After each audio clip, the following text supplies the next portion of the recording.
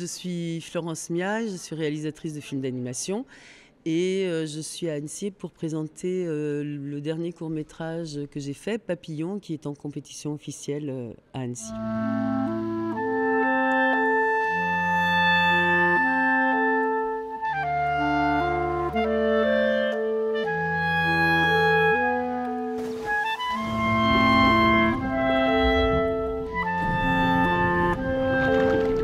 C'est un homme qui nage et qui nage la nage papillon, et au fur et à mesure de sa nage, à chaque fois qu'il va plonger sa tête dans l'eau, les souvenirs vont remonter à la surface. Donc il va revoir les moments les plus importants de sa vie. Quand j'étais petite, avec mes parents, on allait sur une plage à Leucate. Mon moniteur de natation s'appelait William Nakache.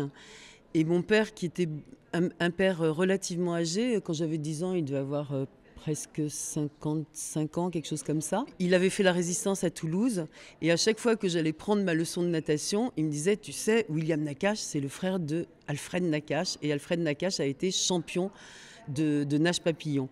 Et il avait connu Alfred Nakache à Toulouse, et en même temps, moi j'étais jeune, j'avais une dizaine d'années, et donc c'est pas, à ce moment-là, il m'a pas raconté spécialement l'histoire d'Alfred Nakache, mais je savais qu'il avait une énorme admiration pour Alfred Nakache. Et il en parlait. Ouais, voilà. Je pouvais pas faire une leçon de natation sans qu'il me dise: tu sais, William, c'est le petit frère d'Alfred, etc. Et un jour, effectivement, il y a Alfred Nakache qui est arrivé sur la plage. Donc mon père a tout de suite été vers lui. Ils avaient l'air de se connaître relativement bien. Puis il m'a dit: viens voir Alfred Nakache et tout ça. Et puis comme j'apprenais à ce moment-là à nager le papillon que le jeune frère m'enseignait, j'ai dû faire quelques brasses un peu honteuses ou gênées, ou voilà, quelque chose comme ça.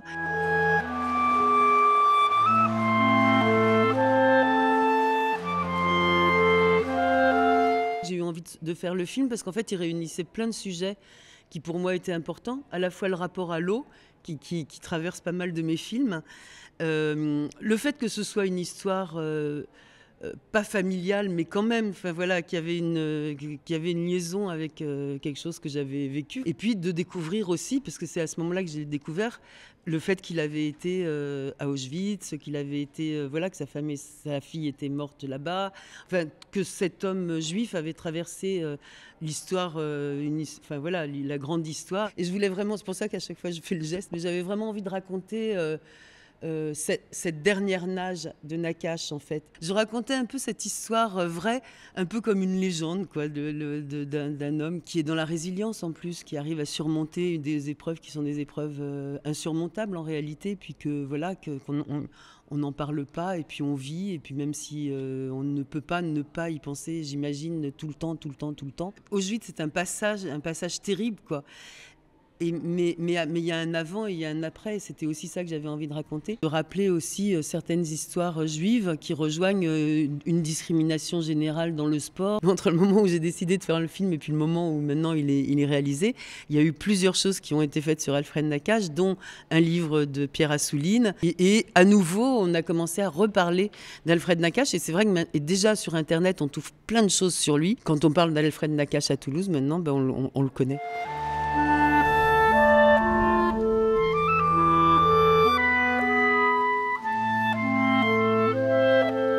On n'était que 3 dans l'équipe. Moi, j'étais tout le temps avec l'équipe, c'est-à-dire que je pouvais, au fur et à mesure de l'avancée de leur travail, donner mes directives, enfin donner les orientations que je voulais. On était 3 animés, j'animais aussi.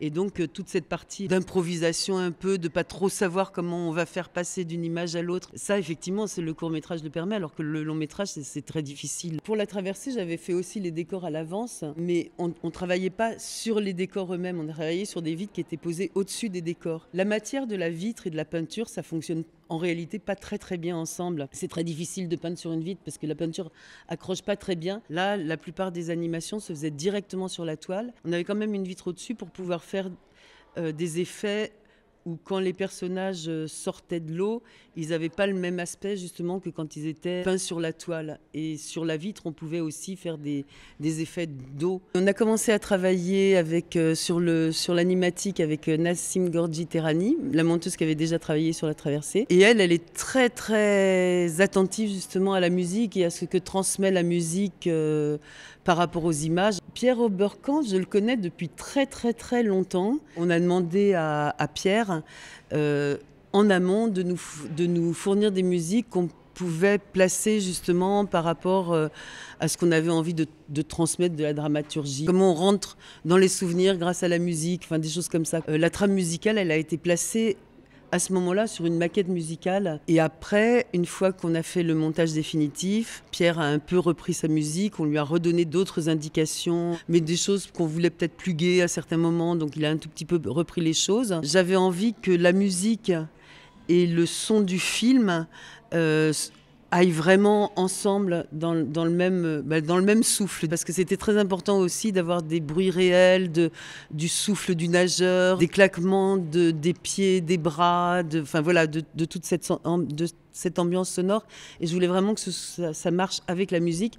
Et lui aussi pouvait faire le design sonore du film. Donc je trouvais ça bien d'avoir la même personne, en fait, qui puisse faire à la fois la musique et le design sonore.